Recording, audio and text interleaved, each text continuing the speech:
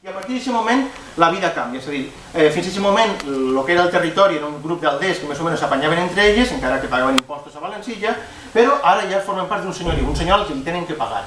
I se transforma el senyoriu, el castell, en el centre del senyoriu, en el lloc on se guarden totes les collites, on se transforma tota la producció, on se fabrica el vi, que ahí sabem que estan, així en esta part d'ací, estan els cellers i les premses de vi, més antigues que se coneix. Probablement, no són les més antigues de la zona, les més antigues estan en la Carència. Però diguem-ne, d'època medieval cristiana, les més antigues de tenir notícia estan en el Casteller del Turís esperant que les excavem. Allà estan les premses de vi.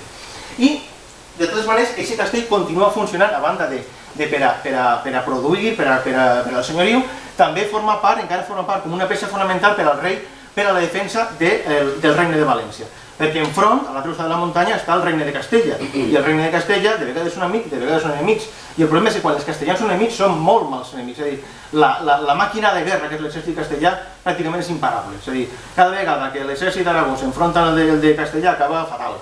Per tant, els castells són una peça clau. I per tant, el castell de Torís és un d'aquests jocs que cal continuar ajornant, posar-lo al dia, posant tots els elements nous per a poder defensar-se d'aquesta màquina de guerra piconadora que si no la pares te'n va. I per tant, al llarg del segle XIV ens comencen a aparèixer les armes de foc. Ja les fletxes, les arcs i tot allò no funcionen.